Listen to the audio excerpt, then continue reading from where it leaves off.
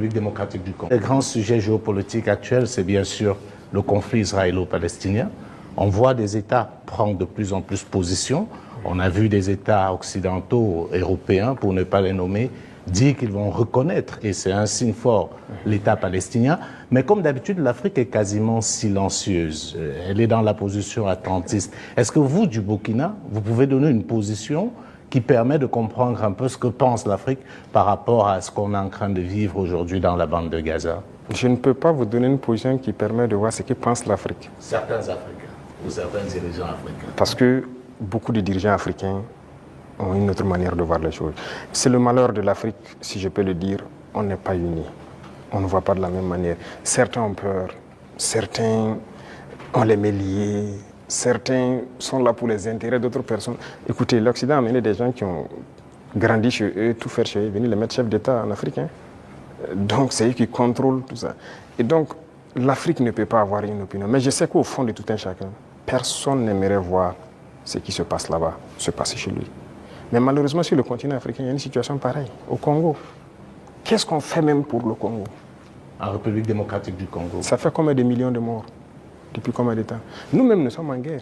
Est-ce que vous avez vu des pays africains même porter la voix pour le Burkina depuis les 10 années passées? C'est rare. C'est rare.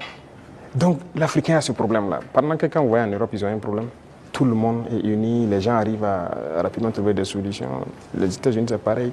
Mais l'Afrique a ce problème. Vous voyez, ça fait 10 ans que nous on se bat. Vous n'avez pas entendu quelqu'un porter la voix du Burkina au niveau des institutions internationales et quoi que ce soit, ni le Mali, ni le Niger. Nos populations meurent, ce n'est pas leur problème. Congo, ça meurt, ce n'est pas notre problème. La dernière fois, j'ai essayé dans une de mes paroles d'essayer de parler pour que... Ça fait combien de millions de morts? Le Soudan, regardez comment il se déchire. Il y a beaucoup de conflits sur notre sol déjà et on n'arrive même pas à porter la voix. Donc, comment on va aller porter la voix des autres? Les impérialistes ont toujours utilisé la communication pour détruire l'Afrique. Parce que tout ce qui se passe comme conflit, ce sont des manipulations. Ce sont des manipulations. Regardez, je prends encore le cas du Soudan. 2 groupes sont manipulés par des puissances. Faudrait-il pas à un moment donné qu'on se parle, on s'assoit, on exploite nos ressources ensemble, on fait vivre nos populations, on va continuer à se déchirer?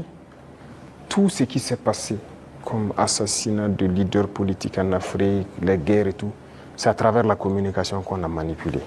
Qu'est-ce que vous faites encore dans l'Union africaine? Ah, bonne question. Alors, je dirais que notre situation dans l'Union africaine est tellement passive qu'on ne sait pas si on est dans l'Union ou si on n'est pas dans l'Union. On nous a suspendus depuis, personne ne nous parle.